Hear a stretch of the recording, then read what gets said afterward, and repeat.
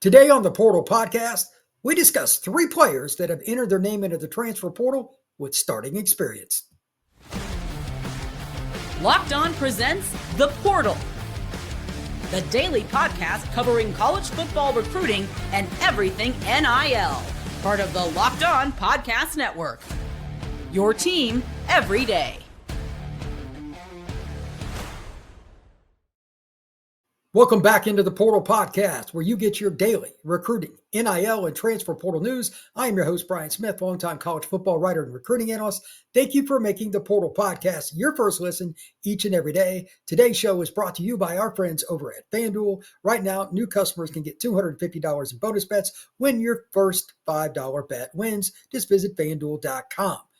All right, we've got some starters to talk about that have hit the portal, and they're unique because some of these guys are not from elite, quote-unquote, college football programs, the Blue Bloods, but they went to smaller schools, did really well, and they've outperformed other guys that were ranked higher coming out of the high school ranks.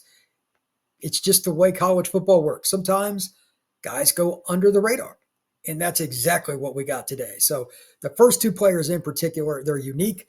I want to start off with a running back out of University of Texas San Antonio, Brandon Hyde Jr. Now, this one is beyond unique. He picked UTSA, but he had Power 4 offers coming out of high school.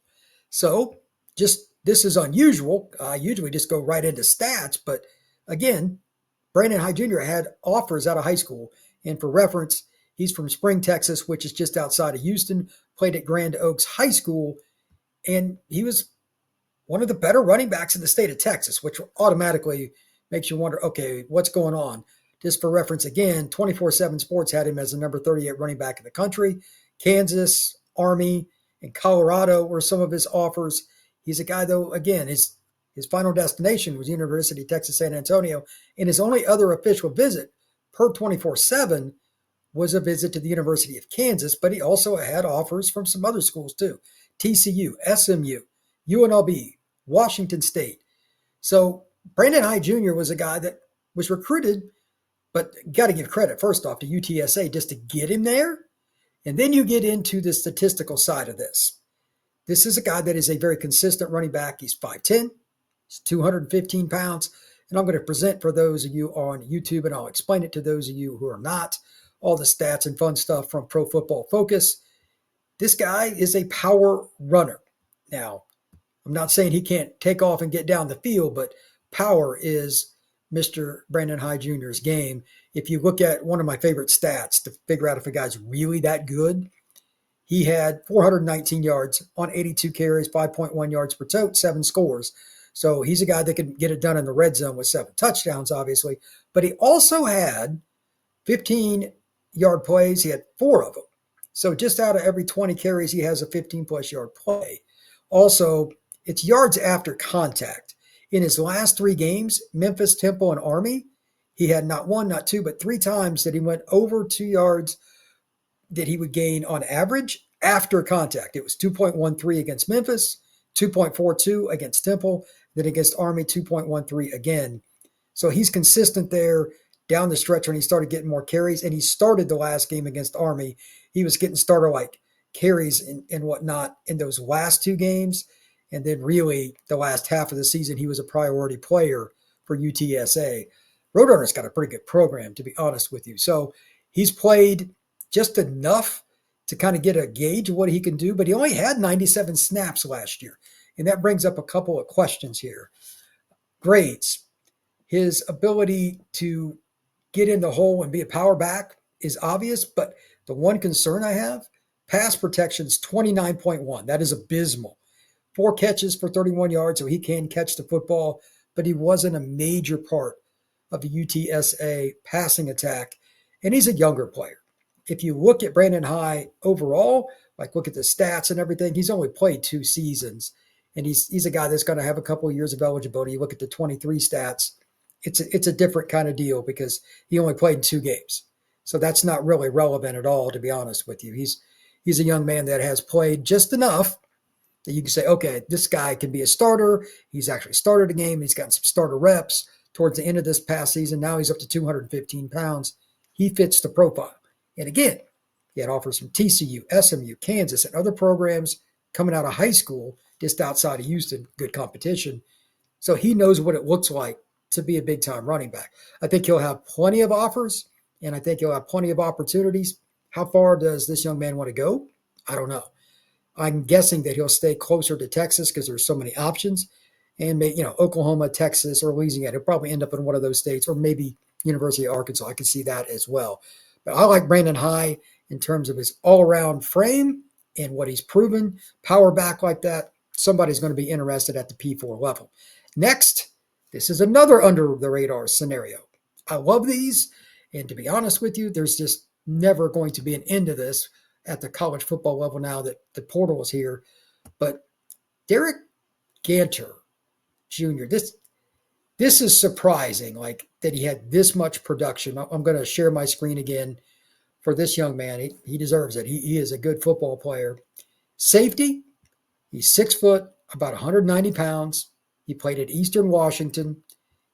And you're like, okay, what's the point of that? Well, it's just the overall production. You can say, well, Brian, he didn't play against a lot of top competition. You'd be right.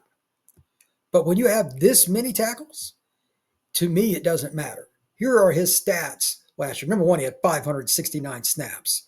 They counted on him. That's very important. I say it almost every time I'm on one of these pods, and I'm going to say it again. Your most important ability is your availability. If you played 569 snaps, you were available. Defensive grade, 64.6. Rushing defense, 65.2. Here's the most important. As a safety, Ganter Jr. had 78.3 tackling grade. That's really good. In pass rush, 69.8, and coverage, 64.3. So he has room to get better. No question about that. But when you dig into the stats overall, that's not too bad. And he's a younger guy, too. He's not somebody that's done with his eligibility. If you look at his career, he's only played 2 years. In the first year, just to prove it here, he played 5 games, so he's not been beat up, but he's got 2 years of eligibility left. Yeah, I like that. He took a big step forward this year in terms of his ability to be durable. I mean, the total snaps went from 198 to 569, so he knows what it's like. I think this is going to be a player that ends up being really good at the next level. And again, just like with the last young man, what position is he going to, or what kind of school is he going to go to? Is it a distance deal? But he's a P4 player. If you look again at the tackles and all that, 71 tackles, 20 assists. I don't care what level you're at. 569 snaps to get there, but you have to be on the field to make them. So I have 2 questions for him. Obviously, there's the one, I'm not even going to count this, but how well does he adjust to the P4 level? I imagine Derek Ganter Jr. will. But is he going to be a guy that fits in every scheme? I don't know. Some teams want to play 3 safeties. Some teams want to play a safety as a pure nickel. Can he play multiple roles? Is he your guy at the back end of the defense that covets being the play caller? When teams that you go against that run, I don't know, I'll just use this as a reference point, some West Coast offensive principles where they constantly motion and shift to try to figure out if you're in zone or man, if trying to find a vulnerability. Is he going to be able to help somebody that's like, uh-oh, their slot receiver is going to be on our linebacker here. This is no good. Can he get the call to the teammates immediately to make sure they adjust in a timely fashion so you don't get smoked? There are different ways to make a play as a safety. Sometimes it has nothing to do with the actual play itself. It's before the snap. Again, can he be the guy in the back of the defense that does that? I don't know. How he adjusts to the college level at the P4 level is different. Like, nothing wrong with Eastern Washington, but these are different kind of responsibilities because the players are so much faster, so much bigger. If you're going against Oregon, if you're going against Utah, if you're going against Texas, anybody like that, you need to have these types of traits across the board. It can't just be you're good at one thing. You've got to be an elite player in multiple facets. So maybe he's better in the box, and that's why he had so many tackles. But I'd be curious if he could play the back end and be just as impactful because he's a good football player. He had over 90 tackles last year. But let's see what he can do at the next level. And I'm sure those are some of the questions that college coaches are going to have for him. When we come back, a quarterback that started last year at the P4 level is in the portal. And a possible backup defensive tackle for a P4 school as well. That is next here on the Portal Podcast. The NBA playoffs are almost here, and FanDuel is giving new customers an incredible way to get in on the action. Right now, when you join FanDuel, you can place your first $5 bet and get $250 in bonus bets if your first $5 bet wins. You can make this work in a lot of different ways once you're in there. Prop bets are something that a lot of people like. Instead of just going with the game itself, point spreads or point spreads, how many three-pointers does somebody make? How many points does a player get? What is the halftime score? How many points does a player have at half? There's a million ways you can do them. Plus, if you didn't get a bet in before the game, you can live bet on FanDuel. So don't miss out. Head over to FanDuel.com and claim your $250 in bonus bets today. Former UCF quarterback Dylan Rizk is in the transfer portal. He started some games this past year, and this is a young man I know. I knew him when he was in high school. He played at Cardinal Gibbons down in South Florida, one of the better programs in the state of Florida. And Dylan's a great kid. I'm curious to see what happens with him. He played in 2 games, then started 4 more: Arizona, Arizona State, West Virginia, and Utah. Here are his numbers. And again, I will share my screen for those of you that are on YouTube. For those of you who are not, I will read it off. But here are the numbers for Mr. Dylan Rizk overall. He is a young man that can run too. I'll get to the running stats in just a minute. I'll do both because he's a lot more mobile than what he's been given credit for. I believe that everybody should know that because speed matters. And if you can make plays in the passing game, that's great. But it's even better when you have the ability to do it between the tackles and run the football. When he's actually done that. So attempts, 119. Completions, 72. That's 60.5%. 904 yards, 7.6 per attempt. 5 touchdowns, 2 interceptions. My biggest concern with him are not those numbers. It's the fact that he has a bit of a fumbling issue here. Looking at the stats, I was a little surprised. Dylan, I mean, he was coached really well. Coach DeBuck down at Cardinal Gibbons does a great job. He had 3 fumbles, though, this past season. That cannot happen. But as a passer, he's a guy that can move the pocket. He can run quarterback draw. He can run sprint outs. He can be a traditional pocket quarterback, whatever it is you're doing. And, of course, RPO. He will fit any of it.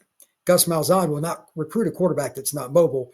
To that point, if you want to look at his rushing stats, this is where it gets a little bit more interesting. Dylan Rizk is a guy that went out and did pretty well. You ready for these stats? I was even surprised, even though I know him. 22 carries, 132 yards, 6 yards per tote, and 3 fumbles. That's the only part that I don't like, and part of that's probably sacks. But 22 carries, 132 yards, and 6 yards per attempt. That's pretty good. I don't care what offense you do, that's pretty darn good. If you're going to be a quarterback in today's world, chances are you're going to need to be able to be mobile. And on top of that, you've got to be able to avoid the rush, even if you're not really trying to get down the field with your feet. You just need to extend the play. That is the key word in today's football world for quarterbacks: extend. Can you extend the play that extra half second to allow your tight end or your running back or whoever, even if it's a check down for 3 yards? It certainly beats being sacked and or getting a play, just blown up because you don't have the athleticism to get it off. So I hope that he finds a home sooner than later. But again, he's got some starting experience in 4 games. I don't know how that's going to go, but Dylan Rizk is a great kid, and I would vouch for him in a heartbeat. He's just a really good guy. I think he will do well somewhere. No idea where he's going to go from here, but again, he's from South Florida originally. Finally, the final player that I want to mention is somebody that this is harder to grade, way harder to grade.